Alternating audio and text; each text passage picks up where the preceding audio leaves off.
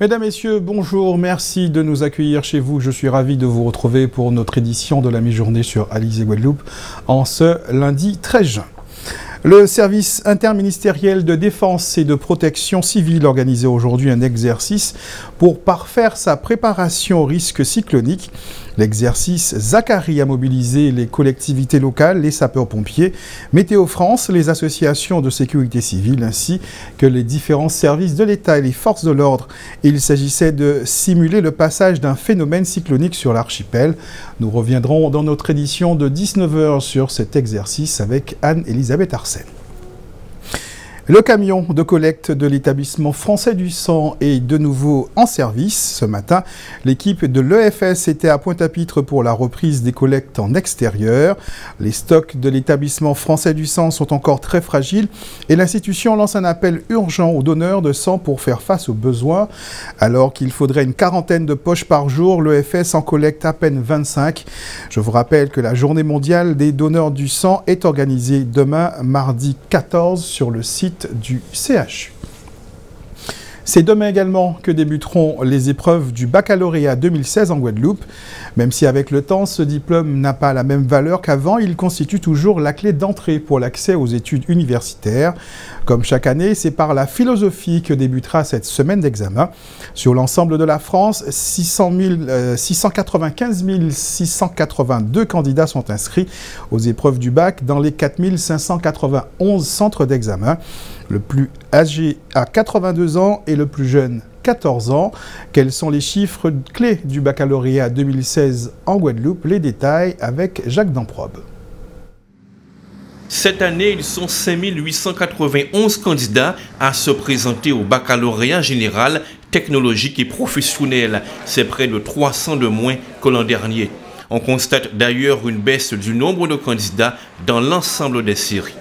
La plupart des postulants ont bien sûr été scolarisés cette année. Ils sont 224 à se présenter en candidat libre et puis 70 prétendants sont en situation de handicap. Le plus gros bataillon de candidats, soit 2642, se trouve dans les 3 séries du bac général, économique et social, littéraire et scientifique. Avec 1291 postulants, la série S regroupe près de la moitié d'entre eux.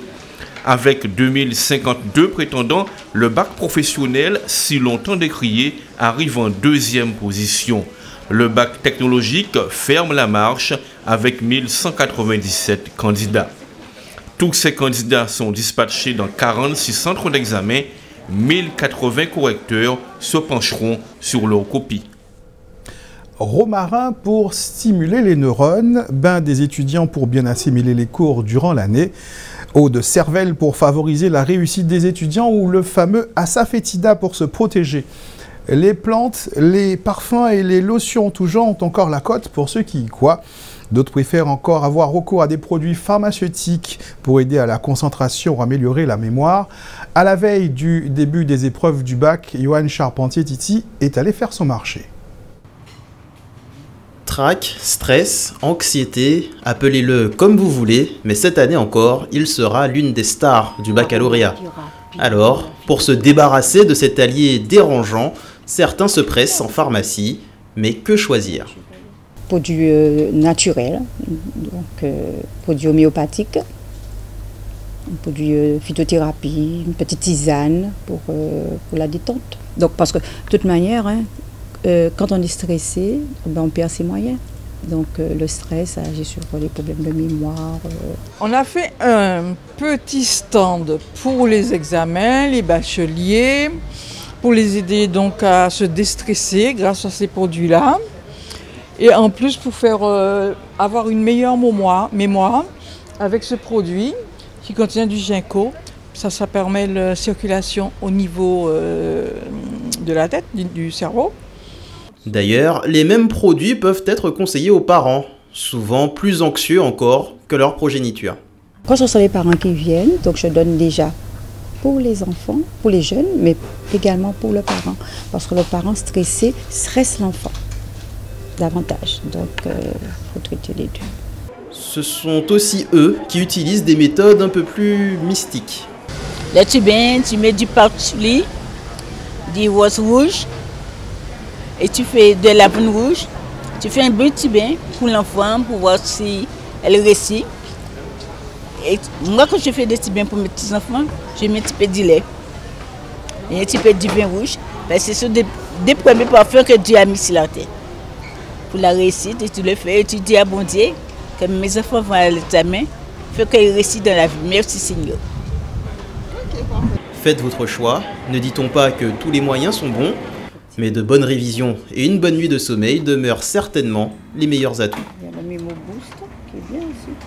J'ai une Coba Coca. Et que vous ayez choisi la pharmacie ou les remèdes rasiers, bonne chance à tous ceux et toutes celles qui vont se présenter aux examens cette année.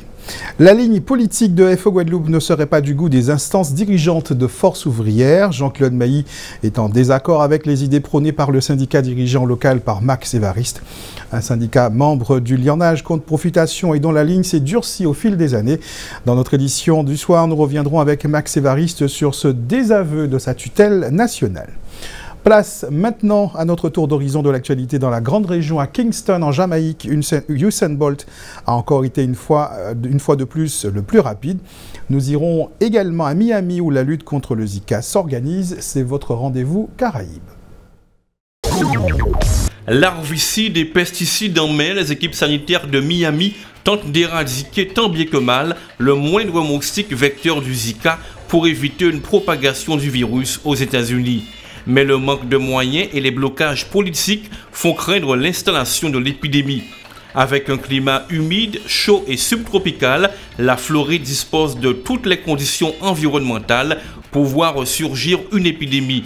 691 cas ont d'ailleurs été détectés aux États-Unis, tous liés à des personnes ayant été infectées dans un territoire américain d'outre-mer ou à l'étranger. En Floride, les autorités dénombrent 170 cas début juin, dont 40 chez les femmes enceintes. La Maison-Blanche a appelé dès février dernier au déblocage d'une enveloppe de 1,9 milliard de dollars. Des négociateurs parlementaires tentent de faire voter pleinement ces fonds, mais une partie des républicains rechigne à accorder la totalité de l'enveloppe. Le gouverneur de Floride, Rick Scott, a également tiré la sonnette d'alarme en mai dernier. Pour lui, Washington devrait laisser de côté la politique pour présenter un vaste plan de protection et de réaction face à la propagation du Zika aux États-Unis.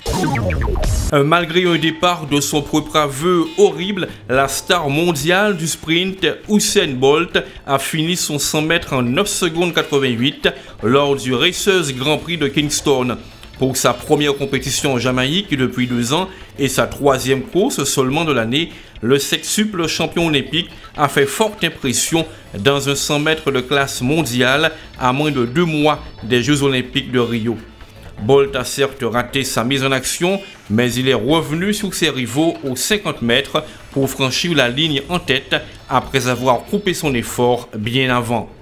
Avec ses 9,88, le triple champion du monde 2015 a devancé 3 de ses compatriotes qui sont descendus eux aussi sous la barre des 10 secondes, à savoir Michael Ashmead et Johan Blake, tous deux crédités de 9,94, et l'ancien détenteur du record du monde de la distance, Asafa Powell, en 9,98.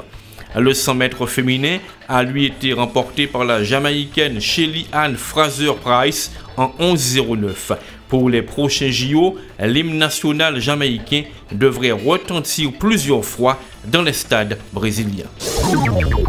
Cette fois, c'est le groupe hôtelier espagnol Riu qui a investi dans un complexe hôtelier de luxe à Punta Cana, la plaque tournante du tourisme en République dominicaine. L'hôtel 5 étoiles All Inclusive qui surplombe la plage d'Areña Gorda est le résultat d'un investissement de 140 millions de dollars et est dédié uniquement aux adultes. Le complexe comprend 1007 chambres, 3 piscines avec bar au milieu, un centre de bien-être et 4 restaurants. C'est le 6e hôtel Riu en République dominicaine. Dans le domaine de l'aménagement, le Feng Shui permet à ceux qui suivent ces enseignements d'atteindre la plénitude physique, morale et intellectuelle.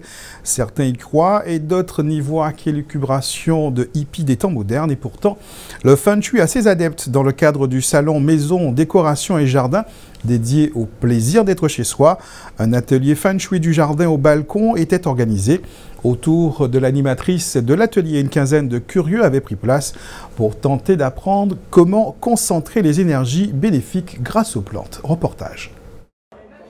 Dans un jardin agencé selon les principes du Feng Shui, les plantes et les fleurs sont soigneusement sélectionnées en fonction de leur couleur ou encore de ce qu'elles symbolisent. On ne les dispose pas n'importe où. L'idée est de respecter un équilibre qui favorise la bonne circulation des énergies. C'est ce que Béatrice Béraud, conseiller Feng Shui, est venue expliquer à l'occasion d'un atelier proposé dans le cadre du salon Maison, Décoration et Jardin au Palais des Sports du Gosier. Pour permettre un bien-être dans sa maison, depuis le moment où je rentre dans mon jardin, dans mon terrain. Que je puisse aussi, quand je vais regarder mon jardin, non pas voir un jardin complètement défraîchi, complètement dépareillé, mais qu'au contraire, il puisse amener une bonne énergie, une bonne vitalité dans la maison, mais aussi dès que je rentre sur mon terrain, dès que je rentre chez moi, je puisse prendre plaisir et ça va colorer un petit peu ma journée, mais aussi me faire que je m'épanouisse un peu comme une fleur. Dans l'assistance, une majorité de femmes.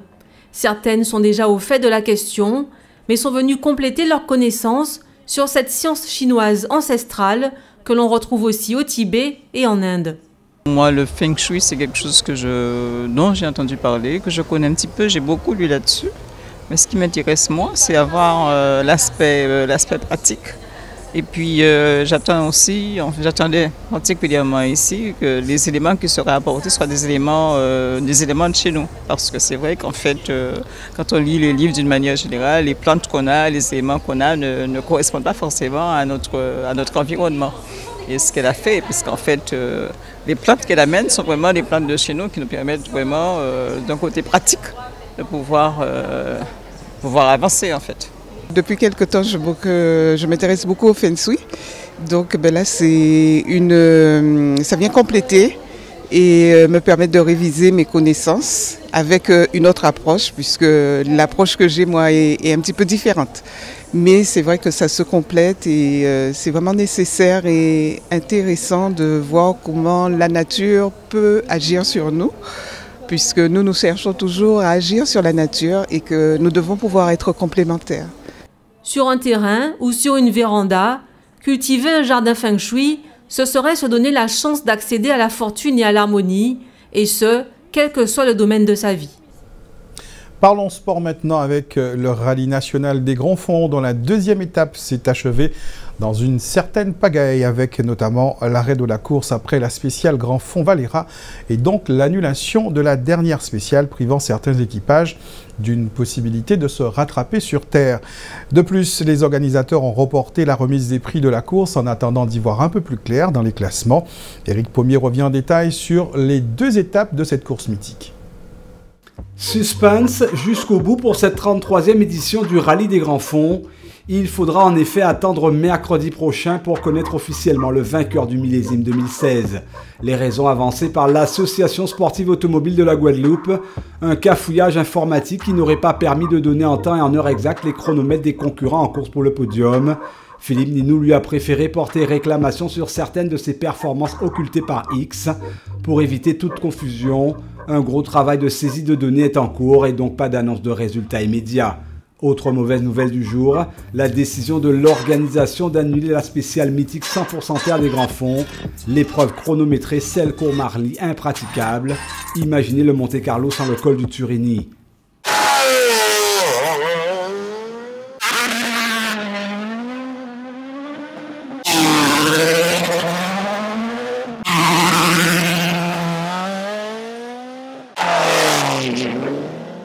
Grand Fond, une fois de plus, a fait mal cette année, freinant brutalement quelques pilotes partis dans une course effrénée. Steven Horosman, lui, épargné, est venu démontrer sa capacité à rouler vite sur un terrain qu'il découvrait. Au Grand Fond, il a inquiété sur sa petite C2 R2 Max. Verdict, le champion de la Martinique en titre a forgé ici en Guadeloupe sa réputation d'un pilote compétitif.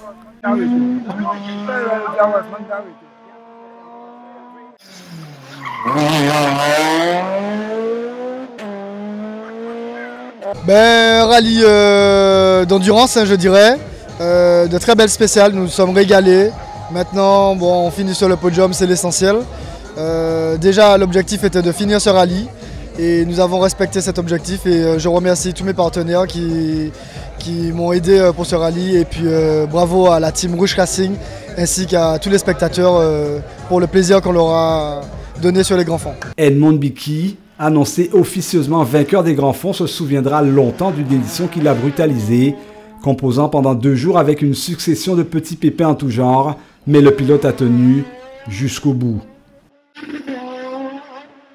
Je pense que c'est un rallye qui a été très mouvementé depuis hier parce que bon, on faisait des temps et malheureusement on se retrouvait à l'arrière à tout moment. Je me posais des questions. Alors on a pu régler certains problèmes avec le collège hier soir et ce matin quand même on part avec 8 minutes de retard sur notre concurrent. Alors moi j'ai dit de toute manière ce matin, comme je sais que je me réveille le dimanche assez bien, il fallait à tout prix attaquer pour récupérer les 8 secondes et pour prendre un petit peu d'avance sur les gars. Bon, c'est ce qu'on a fait, mais ça n'a pas été facile. Même tableau pour le duo de la Mitsubishi Nègre Stéphane et Sandro. Résultat au bout du compte mitigé. La route pour rejoindre l'arrivée a semblé longue. Et puis privé de Selcourt, Stéphane Nègre n'a pas pu concrétiser à sa manière. C'est lui le vainqueur des Grands Fonds 2015, donc il sait où il pouvait frapper. Mais difficile, hein. Effectivement. Difficile, rallye des grands fonds comme d'habitude, rallye très cassant, rallye où tout le monde est sur les nerfs, rallye où les mécaniques souffrent beaucoup, où on doit affronter de très belles spéciales mais très cassantes. On a fait du mieux qu'on pouvait, nous sommes à l'arrivée, c'est déjà ça. Ça n'a pas été un rallye évident, on a eu quelques pépins, mais on a quand même, on peut dire qu'on tire un bilan positif. Philippe Ninou, déterminé, s'est craché dans les mains pour vite voler la vedette à ses concurrents. Le pilote de la S2000 confirme qu'au Grand Fond, il se fait plaisir, mais qu'il faut s'accrocher et se concentrer. Raison de plus pour ne pas rajouter d'autres difficultés comme les erreurs de chronomètre. Grand Fond peut vite avoir un goût amer.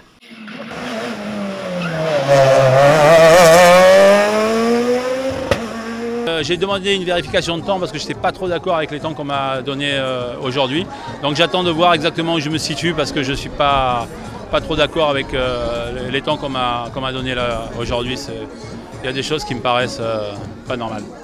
Et les autres, certains sont tombés dans le pied de la 33e édition. Jean-Michel Pouvin, pourtant favori, trop tôt relégué au rang des victimes, tout comme Pierre Nègre, autre pointure de la course. Les autres sont passés, ont réussi l'impossible au Grand Fond. Franchir une précieuse ligne d'arrivée. Très bonne mention pour Loïc Desrussi, officieusement classé 5e derrière les gros cylindrés. Mention méritée d'autant plus que cette édition a fait 12 victimes. 23 pilotes étaient au départ samedi dans l'après-midi. Pas de vainqueur officiel donc au terme de ce 33e rallye national des grands fonds et des pilotes quelque peu frustrés de ne pas avoir pu jouer leur chance dans la dernière spéciale Selcourt-Marly. Cette spéciale qui se court entièrement sur terre aurait pu changer la donne selon certains. On écoute Philippe Ninou et Stéphane Nègre à ce sujet. Il y a beaucoup de gens qui viennent voir le grand fond que pour Selcourt, comme le Monte-Carlo, ils vont au Turini que pour le Monte-Carlo, quoi. Donc là, il y avait beaucoup de monde, mais malheureusement, là, on ne peut pas blâmer l'organisation. La mairie n'a pas rebouché les trous, c'était vraiment impraticable. Donc, je pense qu'au niveau de l'organisation, on devrait éventuellement revoir ce manquement par rapport à ce rallye mythique, où tout le charme de ce rallye, c'est Selcourt réellement. Bon, ben, sans Selcourt, Sport toujours, mais nous parlons cyclisme avec la 3e et dernière étape du Grand Prix cycliste des sapeurs-pompiers qui a été remportée hier après-midi par Garcia Castillo de l'entente VO2C JCA au terme des 165 km de l'épreuve courue entre Basse-Terre et les Abîmes. Au classement général final, c'est Rivera Guerrero du VCG, vainqueur de l'étape précédente, donc de la 2e, qui l'emporte devant Baez Alvarez de l'USL et le Saint-Franciscain Loïc Laviolette de la Pédale du Levant. L'aventure Copa América s'est terminée sur un nouvel échec pour la sélection de football de la République d'Haïti. Les hommes de Patrick Neveu ont été défaits par les Équatoriens par 4-0. C'était hier soir au terme de leur 3e match. Une défaite amère pour les Grenadiers qui participaient pour la première fois à cette compétition internationale et qui souhaitaient finir sur une bonne note. Dans l'autre rencontre de la soirée, la surprise est venue des Péruviens qui battent les Brésiliens par 1-0. Les quarts de finale débuteront jeudi sans les Brésiliens, puisqu'éliminés à l'affiche, il y aura États-Unis-Équateur. Après les Allemands champions du monde, c'était au tour des Espagnols détenteurs de la Coupe d'Europe de faire leur entrée ce matin dans la compétition. Et là, on parle d'Euro 2016. La Roja a battu la sélection de la République tchèque par 1-0. Après une alerte suite à la découverte d'un colis suspect au niveau d'une des entrées du Stade de France, le match opposant la République d'Irlande à la Suède a pu démarrer à l'heure avec Zlatan Ibrahimovic en numéro 10. Nous sommes actuellement à la fin de la première période. Et pour ce qui est du dernier match du jour, il va se jouer au Stade de Lyon. Ce sera la Belgique qui sera opposée à l'Italie. Un point sur la météo pour aujourd'hui. Le soleil devrait être présent un peu partout cet après-midi en Guadeloupe. Le beau temps devrait se maintenir jusqu'à ce soir sur la Grande Terre, la Désirade et le sud de l'archipel. Mais le Nord-Basse-Terre et Saint-Claude risquent d'être sous la pluie. Côté qualité de l'air, l'indice Atmo est de 5 aujourd'hui pour une qualité de l'air moyenne. Le soleil sera parfois voilé par la brume. Dans un instant, l'actualité nationale et internationale suivie d'une météo plus complète et de l'agenda. Un peu plus tard, votre émission Déco. Je vous souhaite bon appétit si vous êtes déjà à table. Passez une bonne journée sur Alizé. On se donne rendez-vous ce soir 19h pour un nouveau point sur l'actualité locale et régionale.